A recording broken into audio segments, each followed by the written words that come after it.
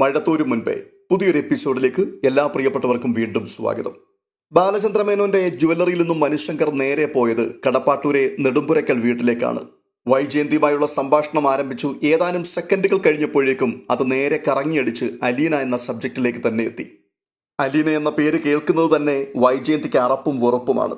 അപ്പോൾ മനുശങ്കർ ചോദിക്കുന്നുണ്ട്, ആന്റിക്ക് ഇപ്പോഴും തീർന്നിട്ടില്ലേ അവളോടുള്ള വിരോധം? അവൾ ഈ വീട്ടിൽ നിന്ന് പോയിട്ട് എത്ര നാൾ കഴിഞ്ഞു ആന്റി? അത് തീരണമെങ്കിലേ ഞാൻ മരിക്കണം. അത്രമാത്രം ദ്രോഹം അവൾ എന്നോട് ചെയ്തിട്ടുണ്ട്. ഇപ്പോഴും ചെയ്തുകൊണ്ടിരിക്കുകയാണ്. ഇപ്പോഴെന്താ അവളെ കൊണ്ടൊരു ശല്യം? ഇപ്പോഴും ബാധ ഒഴിഞ്ഞിട്ടില്ലല്ലോ ചിലരുടെ മനസ്സിൽ നിന്ന്. എൻ്റെ ആന്റി എന്തറിഞ്ഞുണ്ടായി സംസാരിക്കുന്നേ? ഓ, നീ അവളുടെ കക്ഷിയാണല്ലോ. അല്ല, നീ അവളെ കെട്ടാണ്ടിരിക്കുകയാണ് എന്നൊക്കെ കേട്ടു. അതെ, കെട്ടാണ്ടിരിക്കുകയാണ്. നിനക്ക് പ്രാന്തുണ്ടോ മനു? നീ അവളെ കെട്ടിക്കൊണ്ട് കൊല്ലപ്പള്ളിയിലോട്ട് ചെല്ല്. കമലെടുത്ത് ചൂലെടുത്ത് രണ്ടിനെയും അടിച്ചിറക്കും. ഞാനും ശിവേട്ടനുമൊക്കെ ജീവിച്ചിരിക്കുമ്പോൾ അങ്ങനെ ഒരു കല്യാണം നടത്താമെന്ന് നീ സ്വപ്നത്തിൽ പോലും വിചാരിക്കണ്ട. കല്ലുകൊത്താനും പിച്ച തണ്ടാനും ലക്ഷണം പറയാനും നടക്കുന്ന ഏതെങ്കിലും ഒരു കാക്കാത്തിയെ നീ കെട്ടിക്കൊണ്ടുവാ. ഒരുപക്ഷെ ഞങ്ങൾ സമ്മതിച്ചെന്നിരിക്കും. പക്ഷേ ഇത് നമ്മുടെ കുടുംബത്തിൽ നിന്ന് ഒരാൾ പോലും നിന്റെ കൂടെ നിൽക്കുമെന്ന് എൻ്റെ പൊന്നുമോൻ കരുതണ്ട. ഉടനെ മനുശങ്കർ ഒരു ചെറിയ പുഞ്ചിരിയോടുകൂടി പറയുകയാണ്, ആന്റി, വേറെ ആരുടെ സമ്മതം കിട്ടിയില്ലെങ്കിലും ആന്റിയുടെ സമ്മതം വാങ്ങിയിട്ട് മാത്രമേ ഞാൻ അവളെ കല്യാണം കഴിക്കൂ. ആരുടെ? എൻ്റെയോ? അതെ, ആന്റി സന്തോഷത്തോടെ സമ്മതിക്കുന്ന ഒരു ദിവസം വരൂ ആന്റി. ആന്റി കൂടെ നിന്ന് ഞങ്ങളുടെ കല്യാണം നടത്തിത്തരും. നിറഞ്ഞ മനസ്സോടെ, നിറയുന്ന കണ്ണുകളോടെ ആന്റി ഞങ്ങളെ അനുഗ്രഹിക്കുകയും ചെയ്യും. അതിന് വൈജയന്തി ഇനി ഒരു 7 ജന്മം ജനിച്ചു മരിക്കണം. ഈ ജന്മത്തിൽ തന്നെ അതൊക്കെ നടക്കൂ ആന്റി. എൻ്റെ മനു, നീ ചുമ്മാതെ എൻ്റെ ക്ഷമയെ പരീക്ഷിക്കല്ലേ. എനിക്ക് മേലാസകലം വിറഞ്ഞു വരുന്നുണ്ട്. വൈജയന്തി ദേഷ്യം പൂണ്ട് വീടിനുള്ളിലേക്ക് കയറിപ്പോയി. മനുശങ്കർ ഗൂഢമായൊരു പുഞ്ചിരിയോടുകൂടി അതങ്ങനെ നോക്കി നിൽക്കുകയാണ്. അല്പം കഴിഞ്ഞ് വൈജയന്തി മനുശങ്കരെ ചായ കുടിക്കുവാൻ വേണ്ടി വിളിച്ചു. അവൻ ഊണുമുറിയിലേക്ക് ചെന്നു. ചായയും കുറച്ച് ബിസ്ക്കറ്റും എടുത്ത് മേശപ്പുറത്ത് വെച്ചിട്ടുണ്ടായിരുന്നു. മനുശങ്കർ ചോദിക്കുകയാണ്, കൃഷ്ണമോളെയും രോഹിത്തിനെയും വിളിച്ചില്ലല്ലോ? കൃഷ്ണ പഠിക്കുക. അവൾക്ക് മുറിയിലേക്ക് കൊടുത്തിട്ടുണ്ട്. രോഹിത്തിന് ആവശ്യമുള്ളപ്പോൾ വന്ന് തനിയെ ചായ ഉണ്ടാക്കി കുടിച്ചോളും. അതൊക്കെ അവൾ പഠിപ്പിച്ചിട്ട് പോയ ദുശീലമാ. നല്ല ശീലമല്ലേ അതൊക്കെ? ആമ്പിള്ളേർ അങ്ങനെ അടുക്കളയിലൊന്നും കയറേണ്ട കാര്യമില്ല. അതിൻ്റെ ഒരു കുഴപ്പം എന്താണെന്ന് അറിയാമോ നിനക്ക്? അവനൊരു പെണ്ണ് കെട്ടുമ്പോൾ അവൾ അവനെ കൊണ്ട് ഇതെല്ലാം തനിയെ ചെയ്യിപ്പിക്കും. അത് നല്ലതല്ലേ ആന്റി? ഭാര്യയ്ക്ക് വല്ലപ്പോഴും ഒരു ചായ തയ്യാറാക്കി കൊടുക്കുന്നതിൽ എന്താ ഇപ്പം കുഴപ്പം? എടാ, അതൊന്നും ഒരു സഹായമായിട്ട് ഒരു പെണ്ണും കണക്കാക്കില്ല. ഒരു തവണ കൊടുത്താൽ പിന്നെ അതൊരു കടമാവും. പിന്നീട് വീണ്ടും കൊടുത്തില്ലെങ്കിൽ അവളൊക്കെ മുഖം വീർപ്പിക്കും. എനിക്കറിയരുതോ പെണ്ണുങ്ങളുടെ സ്വഭാവം? ആണുങ്ങൾ ചാഞ്ഞു കൊടുക്കും തോറും അവർ പിടിച്ചു കയറി അവസാനം തോളെ കയറും. ഒടുവിൽ കടൽക്കിഴവന്റെ കഥ പോലെ ആയിപ്പോവും. എന്തിനാ അധികം പറയുന്നത്? നിന്റെ കാര്യം തന്നെ നോക്ക്. ആ മൂദേവി ഇവിടെ നിന്നപ്പോൾ നീ ഒരല്പം അലിവ് കാണിച്ചു. ഇപ്പോഴെന്തായി? അവളെ കല്യാണം കഴിക്കാൻ വരെ നിന്നെ കൊണ്ട് തീരുമാനം എടുപ്പിച്ചില്ലേ അവള്? ഉടനെ മനുശങ്കർ, ഒരു കാര്യം ഇപ്പം എനിക്ക് മനസ്സിലായി. ഉഗാണ്ടയിലെ പട്ടിണിയുടെ കാര്യം നമ്മൾ സംസാരിച്ചാൽ പോലും ആന്റി ആ വിഷയത്തിലേക്ക് എങ്ങനെയെങ്കിലും അലീനയെ കൂടെ പിടിച്ചിടും. എങ്ങനെ പറയാതിരിക്കും? അത്രയ്ക്ക് കയ്പ് നീരെന്നെ കുടിപ്പിച്ചിട്ടുണ്ട്. അവളുടെ കാര്യം ഓർത്താൽ മതി എൻ്റെ മുടിനാര് പോലും വിറയ്ക്കും. എന്നാലേ ആന്റിക്ക് ദേഷ്യം വരുന്ന മറ്റൊരു കാര്യം കൂടെ ഞാൻ പറയട്ടെ. ഇന്നലെ ഞാൻ അലീനയെ കാണാൻ പോയിട്ടുണ്ടായിരുന്നു. അവൾ ആന്റിയുടെ കാര്യം പ്രത്യേകം അന്വേഷിച്ചു. സത്യം പറഞ്ഞ അവൾക്ക് ആന്റിയോട് എന്തുമാത്രം സ്നേഹമുണ്ടെന്ന് ആന്റിക്ക് അറിഞ്ഞുകൂടാഞ്ഞിട്ടാ. അത്രയും കേട്ടപ്പോഴേക്കും വൈജയന്തി കടപ്പല്ല് ഞെരിച്ചുകൊണ്ട് പറയുകയാണ്, അവളുടെ ഒരു സ്നേഹം! റോഡിൽ കൂടി അലഞ്ഞു നടക്കുന്ന തെണ്ടി പട്ടികൾക്ക് വേണ്ടല്ലോടാ അവളുടെ സ്നേഹം. ഈ കുടുംബത്തിൽ വിഷം കലക്കിയിട്ട് പോയ വൃത്തികെട്ട ജന്തു. നമുക്കേ തൽക്കാലം ആ വിഷയം വിടാം ആന്റി. വേറെ വല്ലതും സംസാരിക്കാം. ആന്റിയുടെ ജോലിയൊക്കെ എങ്ങനെ പോകുന്നു? എൻ്റെ ജോലിക്ക് എന്താ കുഴപ്പം? ഒരു പ്രശ്നവുമില്ല. ആക്സിഡന്റ് കഴിഞ്ഞ് പിന്നെ ആന്റിക്കൊരു ക്ഷീണമുണ്ട്. കാലൊക്കെ ശരിയായെങ്കിലും ആ പഴയ ഓജസ് തിരിച്ചു കിട്ടിയിട്ടില്ല. അതിന് മനസ്സും കൂടി വേണ്ടേ മനു? ഇവിടുത്തെ കാര്യം നിനക്കറിയാലോ. ബാലേട്ടൻ എന്നെ കാണുമ്പോൾ ശത്രുവിനെ കാണുന്നത് പോലെയാ. ഒരു വീട്ടിലാ താമസിക്കുന്നതെങ്കിലും ബാലേട്ടൻ്റെ പെരുമാറ്റം കണ്ടാൽ തോന്നും പുറത്തുനിന്ന് ഒന്ന് വാടകയ്ക്ക് താമസിക്കുന്ന ആളാണ് ഞാനെന്ന്. എന്നോട് എന്തുമാത്രം സ്നേഹം ഉണ്ടായിരുന്നതാ. ഇപ്പൊ എന്നെ കാണുന്നത് പോലും അങ്ങേർക്ക് വെറുപ്പാ. ഇതിനെല്ലാത്തിനും കാരണം അവൾ ഒറ്റ ഒരുത്തിയല്ലേ. അവളെ അരച്ച് കലക്കി കുടിച്ച എൻ്റെ ദേഷ്യം തീരുവോ? അപ്പോൾ മനു പിന്നെയും പറയുകയാണ്, വീണ്ടും അവിടെ തന്നെ എത്തി. ഇതാ ഞാൻ പറഞ്ഞത്. എടാ, അത്രയ്ക്ക് അവൾ എന്നെ വിഷമിപ്പിച്ചിട്ടുണ്ട് മനു. ഈ ജന്മത്തെ അവൾ ഗതി പിടിക്കുവോ? ഇല്ല, നശിച്ചു പോകത്തേ ഉള്ളൂ. ആന്റി, ഇങ്ങനെ ശപിക്കരുത്. ആന്റിക്ക് അതിനുള്ള അവകാശമില്ല. വൈജയന്തിക്ക് എന്തൊക്കെയോ കൂടി പറയണമെന്നുണ്ടായിരുന്നു. എങ്കിലും മനുവിൻ്റെ ആ വാക്കുകൾ കേട്ടപ്പോഴേക്കും ചുണ്ടുകൾ അമർത്തി സ്വയം അങ്ങ് നിയന്ത്രിച്ചു. ബബിത എത്തിയപ്പോൾ വൈകിട്ട് 7 മണിയായി. മനുശങ്കർ അപ്പോൾ രോഹിത്തിന്റെ മുറിയിലായിരുന്നു.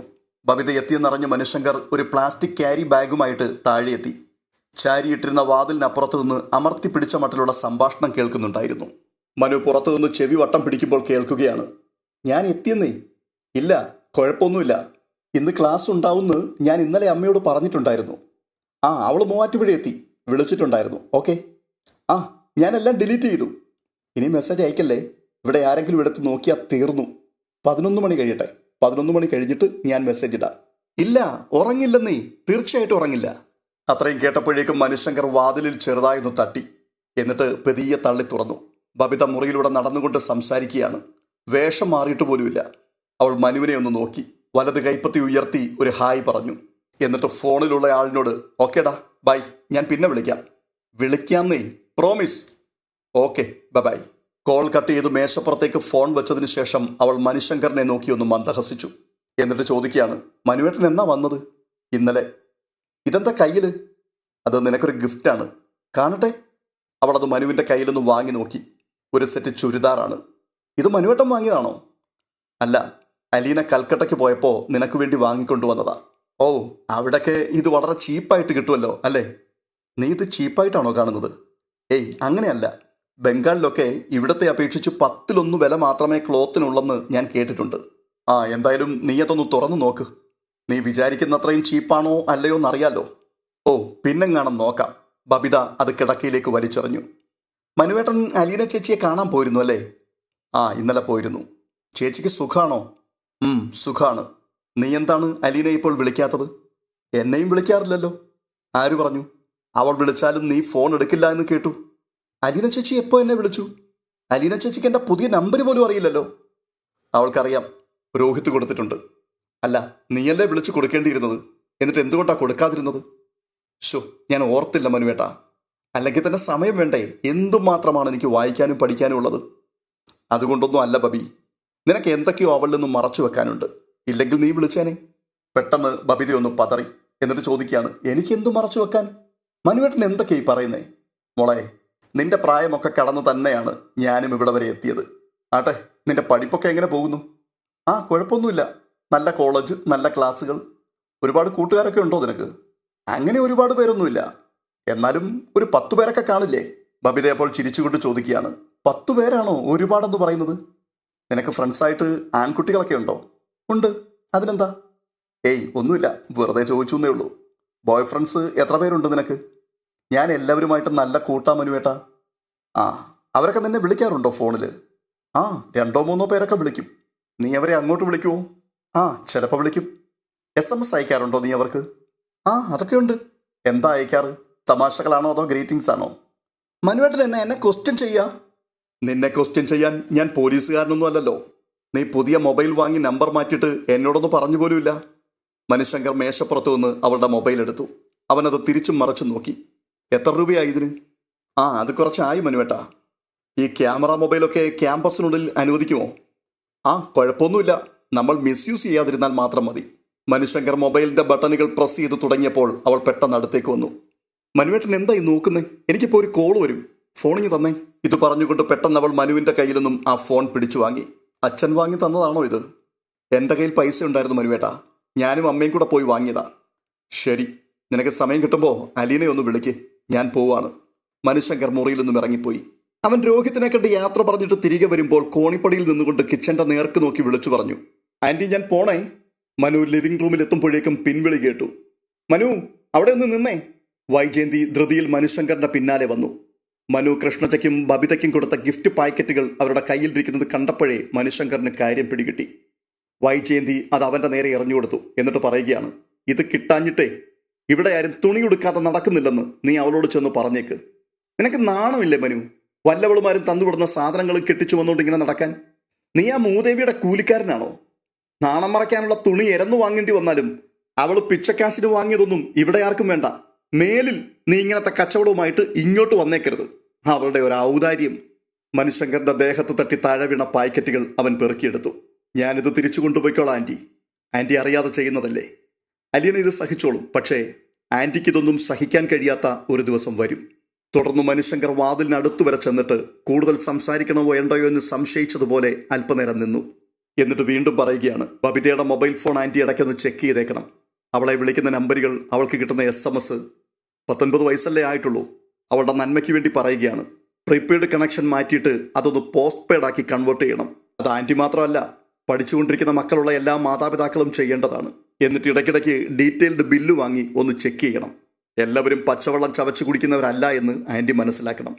മനുശങ്കർ അത്രയും പറഞ്ഞിട്ട് വാതിൽ കടന്ന് പുറത്തേക്ക് ഇറങ്ങിപ്പോയി. അടുത്തത് ബബിതയുടെ ഹോസ്റ്റലിലെ രംഗങ്ങളാണ് കാണുന്നത്. ഓർക്കും തോറും ബബിതയുടെ നെഞ്ചിടിപ്പ് വർദ്ധിച്ചുകൊണ്ടിരിക്കുന്നു.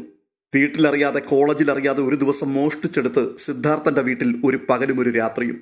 അതും സിദ്ധാർത്ഥന്റെ ലോക്കൽ ഗാർഡിയൻസ് ആരുമില്ലാത്ത വീട്ടിൽ ഒരു ദിവസം. വേണോ വേണ്ടയോ? ഭയപ്പെടേണ്ട കാര്യമൊന്നുമില്ല. ഇനി ഇങ്ങനെ സമ്മേളിക്കുവാൻ ഇതുപോലൊരു അവസരം കിട്ടിയെന്ന് വരില്ല. ബബിത കട്ടിലിൽ ആഷ്മിയുടെ തൊട്ടടുത്തിരുന്നിട്ട് ചോദിക്കുകയാണ്, നീ വരുന്നോ? യോ, ഞാനെങ്ങും വരുന്നില്ല. ആഷ്മിക്കത് ഓർക്കാൻ പോലും വയ്യ. താരാകൃഷ്ണനുണ്ണി വാർഡ്രോബിനടുത്തേക്ക് മാറി നിന്ന് അടക്കി പിടിച്ച് ഫോൺ ചെയ്യുകയാണ്. വാർഡനെ ഭയന്ന് ഹോസ്റ്റലിലുള്ളവർ രഹസ്യമായിട്ടാണ് മൊബൈൽ ഫോൺ ഉപയോഗിക്കുന്നത്. ആഷ്മിയും ബബിതയും താരയും ആകാംക്ഷാഭരിതരായി നോക്കിക്കൊണ്ടിരിക്കുന്നു. അതിൽ ആഷ്മിയും ബബിതയും ക്ലാസ്മേറ്റ്സും സോണിയ അവരുടെ റൂംമേറ്റുമാണ്. താരാകൃഷ്ണനുണ്ണി കോറിഡോറിനപ്പുറത്തെ ഡോർമെട്രിയിൽ നിന്നാണ് വരുന്നത്. താര സീനിയർ സ്റ്റുഡൻ്റ് ആയതിനാൽ മറ്റുള്ളവർക്കെല്ലാം താര ചേച്ചിയാണ്. ഫോൺ ചെയ്ത് കഴിഞ്ഞ് താര ബെഡുകൾക്കിടയിലൂടെ നടന്നു വന്നു. എന്നിട്ട് പറയുകയാണ്, സിദ്ധേട്ടൻ വരാമെന്ന് സമ്മതിച്ചിട്ടുണ്ട്, പക്ഷേ നീ ഉണ്ടെങ്കിലേ വരൂ. എന്തു പറയുന്നു? താര ബബിതയെ നോക്കി. ബബിതയ്ക്ക് ഹൃദയമിടിപ്പ് പെട്ടെന്ന് നിലച്ചതുപോലെ തോന്നി. സോണിയ അവളെ തോണ്ടിക്കൊണ്ട് പറയുകയാണ്, എന്തെങ്കിലും ഒന്ന് പറ പെട്ടെന്ന്. ബബിത വിക്കി വിക്കി പറയുകയാണ്, അത് പിന്നെ എല്ലാവരും ഉണ്ടെങ്കിൽ ഞാനും വരാം. എടി, ഞാൻ ജീവനെ വിളിച്ചിട്ടുണ്ട്, അവൻ വരും. സോണിയ സന്തോഷിനെയും ക്ഷണിച്ചിട്ടുണ്ട്, അവനും വരാതിരിക്കില്ല. പിന്നെ നീ എന്തിനാ പേടിക്കുന്നത്? നമുക്ക് വെനസ്ഡേ ഈവനിങ്ങിൽ തന്നെ തിരിച്ചു പോന്നൂടെ? ബബിതയുടെ ശബ്ദം വിറയ്ക്കുവാൻ തുടങ്ങി. അവൾ ചോദിക്കുകയാണ്, അത് നൈറ്റിലല്ലേടി ഈ സെലിബ്രേഷൻസ് ഒക്കെ? പാലാക്കാരി പെണ്ണുങ്ങൾ ഇത്ര ബുദ്ധൂസുകളാ? കഷ്ടപ്പെട്ട് തേനീച്ചയുടെ കുത്തും കൊണ്ട് മരത്തിൽ കയറി തേൻ കൂടെടുത്തിട്ട് അത് കുടിക്കാതെ പോവുകയോ? താരാകൃഷ്ണനുണ്ണിയുടെ കളിയാക്കൽ കേട്ടിട്ട് ബബിത വീണ്ടും ചോദിക്കുകയാണ്, അല്ല, ഈ സെലിബ്രേഷൻസ് എന്ന് വെച്ചാൽ അതെന്തൊക്കെയാണ്? അത് ഇനി ആവർത്തിക്കണോ? ഓഗസ്റ്റ് 15 ഇന്ത്യയുടെ സ്വാതന്ത്ര്യ ദിനമാണ്. അത് നമ്മൾ സെലിബ്രേറ്റ് ചെയ്യുന്നു. പിന്നെ സോണിയുടെ സന്തോഷം അവതരിപ്പിക്കുന്ന ബ്രേക്ക് ഡാൻസ്. നിനക്ക് പാടാനറിയാലോ, നിന്റെ ഗാനമേള. പാട്ടല്ല, കവിത ചൊല്ലൽ. ബബിത തിരുത്തി. ഓക്കെ, പദ്യപാരായണം. പിന്നെ എൻ്റെ 16th ബർത്ത്ഡേ അത് ഓഗസ്റ്റ് 15 ഷിഫ്റ്റ് ചെയ്യുന്നു. അതും നമ്മൾ അടിച്ചു പൊളിക്കുന്നു. Ashmi, would you come and join with us? No. Ashmi നിഷേധാർത്ഥത്തിൽ തലവെട്ടിച്ചു. എന്നിട്ട് പറയുകയാണ്, അതെ, വീട്ടിലറിഞ്ഞാ എന്നെ കൊല്ലും. ആരറിയാനാ? വീട്ടിലൊന്നും അറിയില്ല, കോളേജിലും അറിയില്ല. ഞാനില്ല കേട്ടോ. എനിക്കത് ഓർത്തിട്ട് തന്നെ ദേഹം വിറക്കിയാണ്. അത്രവുമല്ല, നിങ്ങളെല്ലാം പെയറായിട്ട് വരുമ്പോൾ ഞാൻ മാത്രം ഒറ്റയ്ക്ക്. എടി, നിനക്ക് ഒരാളെ സംഘടിപ്പിച്ച് തരാമെന്ന് പറഞ്ഞതല്ലേ? അന്നേരം നിനക്ക് വേണ്ട, സൗന്ദര്യം പോരാ. പ്രത്യൂഷിന് എന്തായിരുന്നു ഇത്ര കുറവുണ്ടെന്ന് ഞാൻ പറഞ്ഞില്ലല്ലോ. പിന്നെ എന്തിനാ നീ അവനെ ഇഗ്നോർ ചെയ്യുന്നത്? അവൻ വിളിച്ചാൽ കോൾ അറ്റൻഡ് ചെയ്യില്ല, അവൻ മെസ്സേജ് അയച്ചാൽ അതിന് മറുപടിയില്ല. ഞാൻ കൺഫ്യൂസ്ഡ് ആണ്, അത്രമാത്രമേ ഉള്ളൂ. ഉടൻ തന്നെ താര കൺഫ്യൂഷൻ തീർക്കണമേ, ഇവരുടെ കൺഫ്യൂഷൻ തീർക്കണമേ എന്നുള്ള വരികൾ ആ പഴയ മലയാള ഗാനത്തിന്റെ ട്യൂണിനൊപ്പം പാടാൻ തുടങ്ങി. ശേഷം ഇങ്ങനെ കൂടി കൂട്ടിച്ചേർത്തു, you will get 2 more days to decide. അത് കേട്ടപ്പോൾ തനിക്കും അത്രയും സമയമെടുക്കാമായിരുന്നുവെന്ന് ബബിത കുണ്ഠിതപ്പെട്ടു. ചേച്ചിമാരോട് ഇത്ര പെട്ടെന്ന് സമ്മതം മൂളേണ്ട കാര്യമില്ലായിരുന്നു. ആലോചിച്ച് വരും വരായികകൾ കണക്കുകൂട്ടി വിചാരത്തോടെ തീരുമാനിക്കേണ്ടതിന് പകരം ബബിത ചിന്തകളുടെ ലോകത്തേക്ക് കയറുകയാണ്. പെട്ടെന്ന് താര ചോദിക്കുകയാണ്, നീ എന്താടി ഇഞ്ചി തിന്ന കുരങ്ങത്തിയെപ്പോലിരിക്കുന്നത്? എനിക്കൊരു പേടി പോലെ. ആരെയാ നിനക്ക് പേടി? സിദ്ധേട്ടനെയോ? ഒന്നുമില്ലെങ്കിലും എൻ്റെ ആങ്ങളെയല്ലേടി. ഞങ്ങളുടെ വീട്ടിലേക്കല്ലേ നീ വരുന്നത്? അതുകൊണ്ടൊന്നും അല്ല, ഒരു വല്ലായ്മ. Never mind. താര അവളുടെ തോളത്ത് തട്ടി. ബബിതയ്ക്ക് താര ഒരു ചേച്ചിയെ പോലെയാണ്. ഈ വർഷം കോളേജിൽ വന്നു ചേർന്നപ്പോൾ ചെറിയൊരു തോതിൽ സീനിയേഴ്സിന്റെ റാഗിംഗ് ഉണ്ടായിരിക്കുമെന്ന് ഭയപ്പെട്ടിരുന്നു. താരയാണ് അവളെ ധൈര്യപ്പെടുത്തിയത്. നീ പേടിക്കണ്ട, നിന്റെ മേലെ ഒരുത്തിയും കുതിര കയറാതെ ഞാൻ നോക്കിക്കൊള്ളാമെന്ന്. ഹോസ്റ്റലിൽ താമസത്തിന് വന്ന ആദ്യ ദിവസം തന്നെ താരയെ പരിചയപ്പെട്ടത് നന്നായെന്ന് ബബിതയ്ക്ക് തോന്നി. സോണിയയും താരയും തമ്മിൽ മുൻപേ പരിചയമുണ്ടായിരുന്നു. സോണിയയാണ് താരയും ബബിതയും തമ്മിൽ കൂട്ടിമുട്ടിച്ചത്. ബബിത ചെന്നതിന് ശേഷമായിരുന്നു ആഷ്മി പി ജോസഫിന്റെ വരവ്. രാത്രിയിൽ സീനിയേഴ്സ് ജൂനിയേഴ്സിന്റെ റൂമുകളിൽ ചെന്ന് ചില്ലറ റാഗിംഗ് ഒക്കെ നടത്താറുണ്ടെന്ന് സോണിയയാണ് ആദ്യമായി ബബിതയോട് പറഞ്ഞത്. അവർ റാഗിങ്ങിന് വരുന്ന രാത്രിയെപ്പറ്റി സൂചന കൊടുത്തതും സോണിയ ഡേവിഡായിരുന്നു. ഭയന്ന് നിന്നിരുന്ന ബബിതയെയും ആഷ്മിയെയും താരാകൃഷ്ണനുണ്ണി വന്ന് ആശ്വസിപ്പിച്ചു. റാഗിങ്ങുകാരെത്തുമ്പോൾ താൻ അവരെ നേരിട്ട് കൊള്ളാമെന്ന് താര ഉറപ്പ് നൽകി. റാഗിങ്ങുകാരെത്തിയപ്പോൾ താരയുടെ നിർദ്ദേശാനുസരണം ബബിതയും ആഷ്മിയും സോണിയയും കൂടി വാതിലടച്ച് അകത്തുനിന്ന് കുറ്റിയിട്ട് ലൈറ്റ് അണച്ച് ഇരുട്ടത്തിരുന്നു. വാതിലിൽ ആരൊക്കെയോ തുടരെ ഇടിക്കുന്നുണ്ടായിരുന്നു. താര അവരുമായി കോറിഡോറിൽ വെച്ച് വാക്കേറ്റം നടത്തുന്നത് കേൾക്കുകയും ചെയ്യാമായിരുന്നു. ഒടുവിൽ റാഗിങ്ങുകാർ പിരിഞ്ഞുപോയി. അതിനുശേഷമാണ് സോണിയ ഡേവിഡ് വാതിൽ തുറന്നത്. സീനിയേഴ്സിന്റെ റാഗിങ്ങിൽ നിന്നും തങ്ങളെ രക്ഷിച്ച താരാകൃഷ്ണൻ ഉണ്ണിയോട് ബബിതയ്ക്കും ആഷ്മിക്കുമുണ്ടായ നന്ദിയും കൃതജ്ഞതയും സീമാതീതമായിരുന്നു. പിന്നീട് ഒരു ദിവസം താര ബബിതയെയും സോണിയെയും കൂട്ടിക്കൊണ്ട് നോർത്ത് റെയിൽവേ സ്റ്റേഷനിൽ പോയി. അവിടെ കുറേ സമയം കാത്തു നിന്നപ്പോൾ തിരുവനന്തപുരത്തു നിന്നും വരുന്ന ഒരു ട്രെയിനിൽ താര വരുമെന്ന് പറഞ്ഞൊരാൾ എത്തിച്ചേർന്നു. സുമുഖനായൊരു യുവാവ്, സിദ്ധാർത്ഥൻ. താരാകൃഷ്ണനുണ്ണി സിദ്ധാർത്ഥനെ ബബിതയ്ക്ക് പരിചയപ്പെടുത്തി. ഇത് മൈ എൽഡർ ബ്രദർ, ഞാൻ സിദ്ധേട്ടനെന്ന് വിളിക്കും, നിനക്കും അങ്ങനെ വിളിക്കാം. സിദ്ധേട്ട, ഇത് ബബിത, എൻ്റെ കോളേജ് മേറ്റാണ്, പക്ഷേ ഞങ്ങൾ റൂംമേറ്റ്സിനെ പോലെയാണ്. സിദ്ധാർത്ഥൻ ബബിതയുടെ നേർക്ക് കൈനീട്ടി. Very nice to meet you. ബബിതയും സങ്കോചത്തോടെ കൈനീട്ടി. അവളുടെ മൃദുവായ കൈത്തലം സിദ്ധാർത്ഥന്റെ ബലിഷ്ടമായ കൈപ്പത്തിക്കുള്ളിൽ ഒരു പൂ പോലെ അമർന്നു.